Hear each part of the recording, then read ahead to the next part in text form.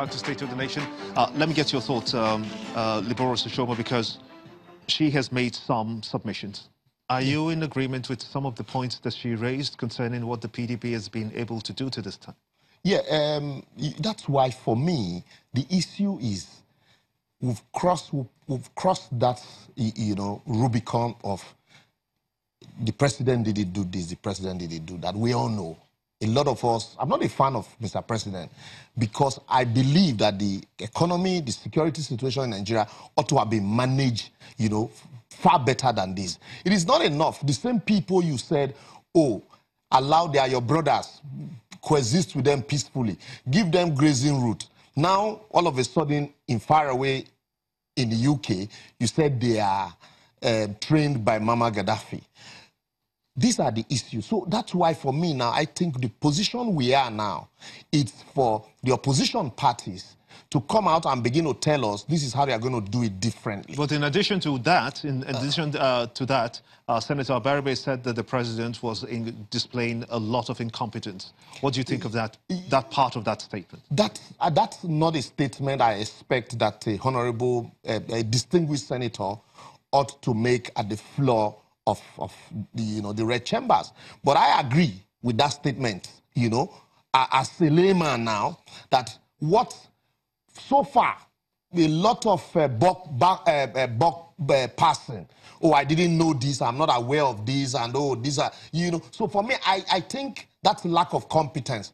But at the place where that statement was made, being, the hallowed chambers of, I expect, and being an opposition also, I expect, solutions from that realm. It is not enough to criticize the president being a senator. I also expect, this is how it ought to have been done differently, like we do here also.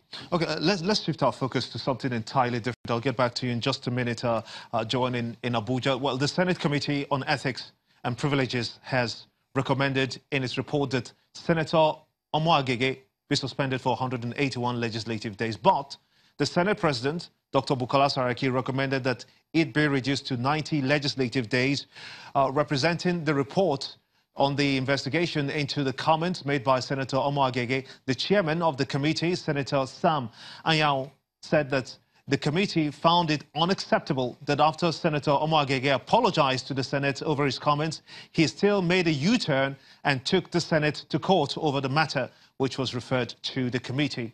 Senator Omo-Agege, alongside 9 others, had accused the National Assembly of deliberately adopting the conference report on the amendment, which they allege had a predetermined motive targeted at President Muhammadu Buhari. Liboros, what do you make of this suspension? How much of this is throwing doubts on the National Assembly? Because you know that the powers of the Senate is hardly in question in these days for the fact that it checks the executive arm of government and what they do. But the Ethics Committee is punishing Senator Omo-Agege for going to court. Does this mean that members of the Senate don't have that individual right to voice out? First and foremost, I think the way that statement from Senator Omo-Agege also ought not to have the first part of the statement, listen to it, fantastic. But concluding, that conclusion that he apologized for, I think is a statement that ought not to have come from him also. But be that as it may, I also do not expect any senator of the Federal Republic of Nigeria to be gagged by his colleagues or by any rules of the House. Because what we're trending on very dangerous part here. Why I admit and I agree that the Senate has power constitutionally to regulate itself, its proceedings, so as not to, breed unnecessary rancor. But also, the law also provides for dissecting voices. The law also provides for minority opinion. So no matter how, even if it's one person, he should have a say. But to say that, a senator is going against a majority opinion, and then even if he disagrees with the decision taken by the Senate, he has a right to ventilate or seek for redress in the third arm of government. It's constitutionally provided. And so where I say we are trading on very dangerous path is the fact that we need to continually look at the penalty melted out on such senators, because if we don't take time, it will surreptitiously be gagging senators. You have a situation where collectively we donate our powers to a member to go represent us, but he has no voice to represent us because there is a rule gagging him. Once he goes against a majority rule, he would be suspended. That suspension is contrary to public policy and contrary to the Constitution. Let's get the thoughts of John Omo-Agege in our Abuja studios. Do you think that voices like that have been suppressed by a system, or should I say an organization such as the National Assembly? Is that the case? Because when you refer to cases like Abdul Mumin Jibrin concerning the pardon case in the House of Representatives, what do you make of it? Every organization has its rules, and that includes the National Assembly. My brother, who is a lawyer, there are rules that guide the court. And the National Assembly is no exception. You have to abide by the rules of that establishment. I don't want to go into the details as to what happened with Senator Omo-Agege, but I just want to state here that every organization has its rules. Yes, he made his point on the floor of the House, but having apologized, he moved on to take the Senate to court. I mean, that position is contradictory. Why did you apologize? Why did you have to go to court?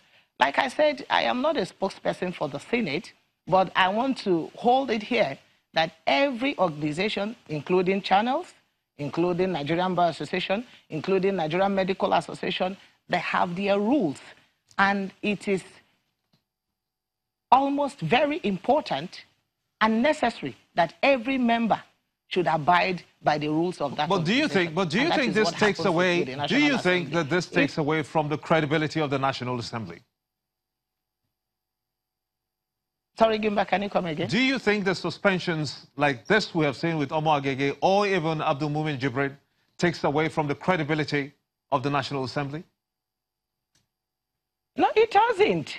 I am here. If the National Assembly or its members are not free to air their views, I wouldn't come here. Then it means that only the spokespersons for the Senate or for the House of Reps would be allowed to speak for the organizations, for each of the houses. But that is not it. Okay. But you do not have to go outside the enabling laid down rules and regulations for the National Assembly. And like I said, every organization has its rules. When a doctor misbehaves, the Medical Association takes that doctor up. At the end of the day, not so many of them will like the rulings of the Medical Association, and they go to court. It's your right to go to court. All right, but let me get the response. Let me get the response of Oshoma also, who is also a lawyer. Fantastic. Every association has its rule. I refer her to the case of Gani Fawemi against Legal Practitioners Disciplinary Committee. If a rule that is contrary to public policy, a rule that will gag a member from expressing a minority view, and you say the court has no power to look into such rule, forget the fact that he apologized. Apologizing. Why forget the fact? Apologizing might mean that, look, yes, I am sorry for making, like I said also here. Is it not good enough to be sorry? Yes, like I said, that statement, I didn't expect such a statement from him. Being a responsible person, he apologized. I'm not holding brief for him, but the trend we should not, allow to fester is this attitude where some persons can just sit down because you hold a contrary view and then you're suspended for God knows how long, depending on the whims and caprices of he who sits and hold the gavel. That is a very dangerous trend. And when we get to that point, constituency might just be deprived of representation. I most sincerely thank you, Liboros Oshoma, a lawyer, for talking to us, and also Joan Omo-Agege, a member of from Delta State, of course, a PDP member representing her constituency in Delta State. Many thanks indeed for talking to us from our Abuja studios, and to everyone else for being part of the show. I want to thank you so much indeed. That's how it's been on State of the Nation. I am Gimba Umar. Bye for now.